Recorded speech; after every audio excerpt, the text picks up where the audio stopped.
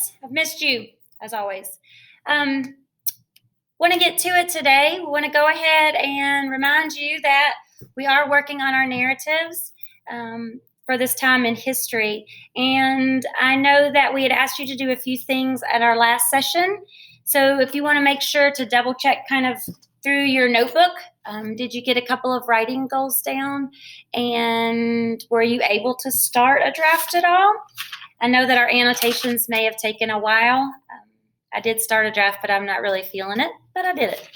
I do have a couple of writing goals. I want to try to write every day, even if it's just a little something, or be working on my draft.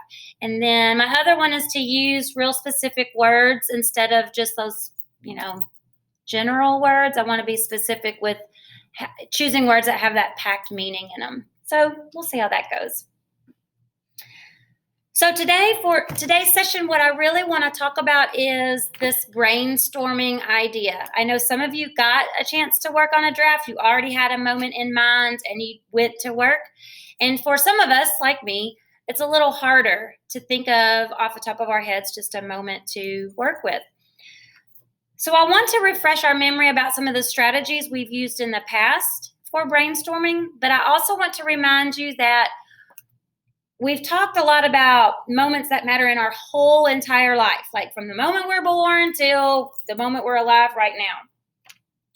But because we're looking at crafting a work of possible historical significance, we want to make sure that we are just focused on this moment in time, these few weeks or months that we may be in quarantine or having effects of this virus that's with us. So we're only looking at probably from the time we stopped coming to school until the end of this epidemic. So you're not having to go way back in your memory. You're just thinking about now. And so one strategy that I use is listing. Like I like to make lists. That's all I do. I list and work that way, bullet points, any kind of thing like that. And so as you think about some different things you could list, think about the people you are with or important people in your life and the stories that are surround that in this time.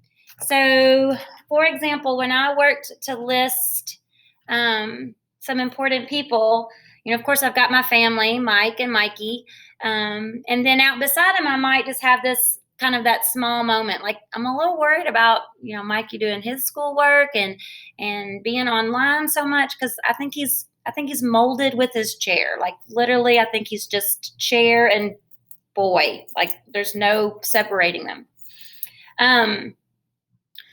But I am not with my mom and dad. They're not close to me, and we had to cancel a trip to see them. I was going to go there for spring break. And so that's kind of been an issue. And then just making sure they're safe. My dad had a cold and just kind of touching base with them has gotten difficult. Worried about you guys, of course. I live in a neighborhood that we sell eggs to, so that's kind of important people that are with me right now, but that's weird with all the social distancing. We can't get close to each other.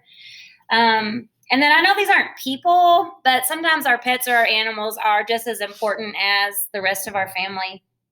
And so one idea I did have, I have 3 personal dogs, but one foster dog, and he escaped one day, and he's this little ball of Chihuahua fury.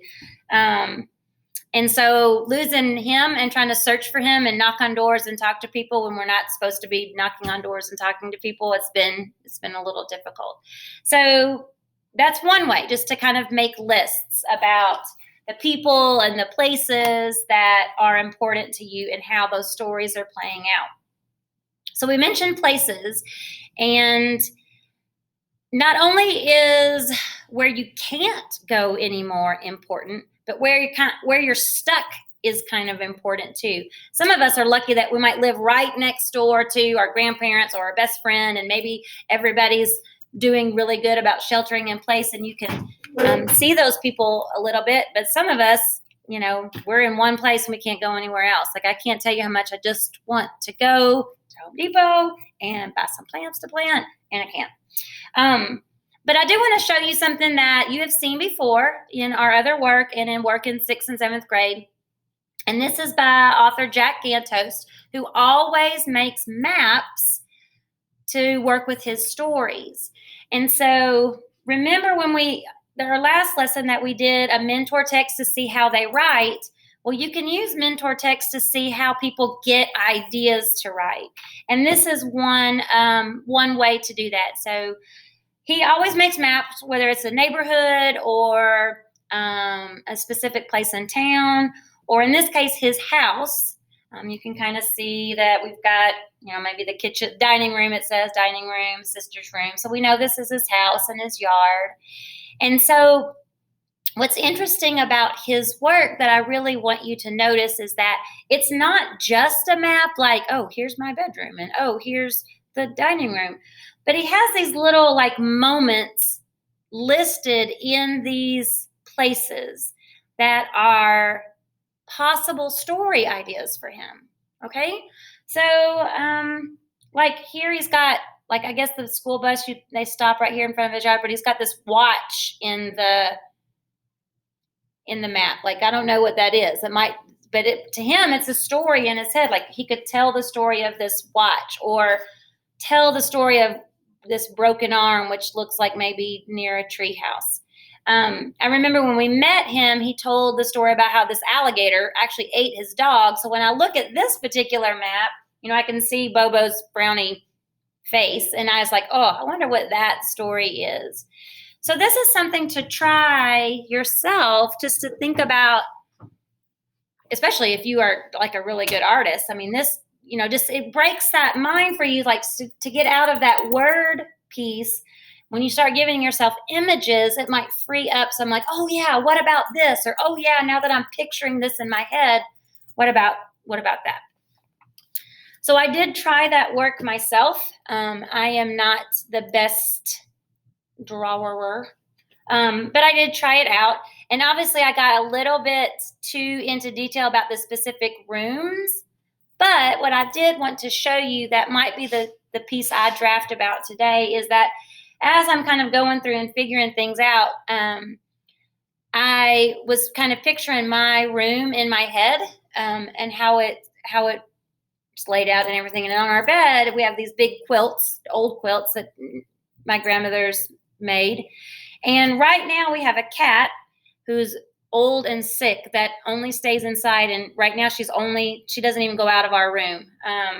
And so it brought into mind that another place that's important to me is the vet, because right now we can't get to our vet.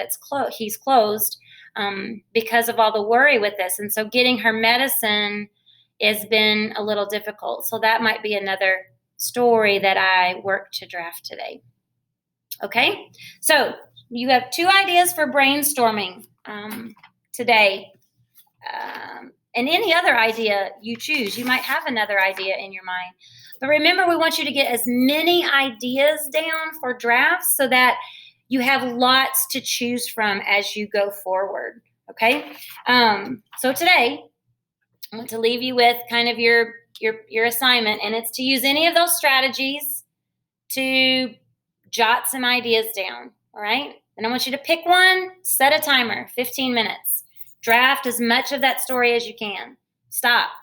Pick another one. Draft as much of that story as you can.